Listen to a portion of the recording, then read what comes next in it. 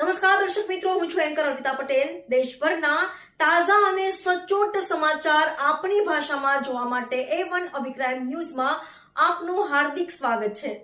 હવે જોઈએ મુખ્ય સમાચાર। કચ્છના આદિપુરમાં ટ્રાફિક અને કાયદો વ્યવસ્થા સુધારવા નવી પોલીસ ચોકીઓનું લોકાર્પણ।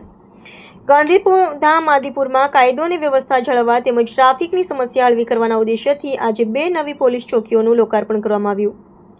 આદિપુર પોલીસ સ્ટેશન હેઠળની A4 બીટ પોલીસ ચોકી અને એસી બજાર પોલીસ ચોકીનું ઉદ્ઘાટન ધારાસભ્ય માલતીબેન મહેશ્વરી અને પૂર્વ કચ્છ પોલીસ અધિક્ષક સાગર બાગબારના હસ્તે TRS4 સોનલનગર પુલિયા પાસે કરાયું હતું।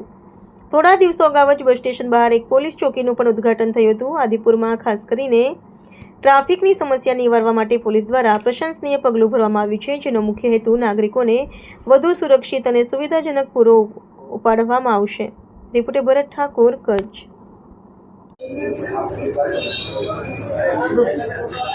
આજે ગાંધીધામ ખાતે આદિપુર પોલીસ સ્ટેશન વિસ્તારમાં આવતી 4A પોલીસ ચોકી તથા એસી બજાર પોલીસ ચોકી એ બંને પોલીસ ચોકીનું આજે ગાંધીધામના માનનીય ધારાસભ્ય શ્રીમતી માલતીબેન મહેશ્વરી દ્વારા ઉદ્ઘાટન કરવામાં આવ્યું છે।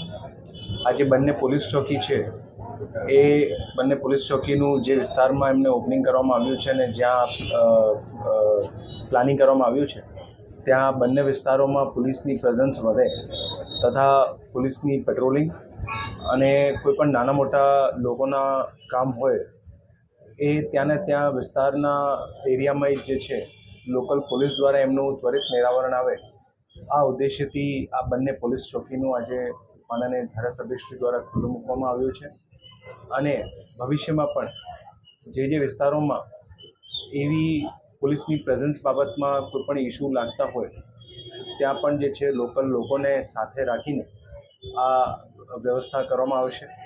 આ જે બંને પોલીસ ચોકી છે, આ પોલીસ ચોકીના નિર્માણ માટે જે દાતાશ્રીઓ જે સહયોગ આપ્યો છે એમને પણ પૂર્વ કચ્છ જિલ્લા પોલીસ પરિવાર તરફથી ખૂબ ખૂબ ધન્યવાદ અને પધારેલ તમામ મીડિયાના મિત્રોને પણ, અને ખાસ કરીને જે આ વિસ્તારના જે લોકો છે એમને ભવિષ્યમાં સારી સગવડ મળે એ પ્રમાણેની વિચારણા સાથે આ ચોકીનું નિર્માણ કરવામાં આવ્યું છે।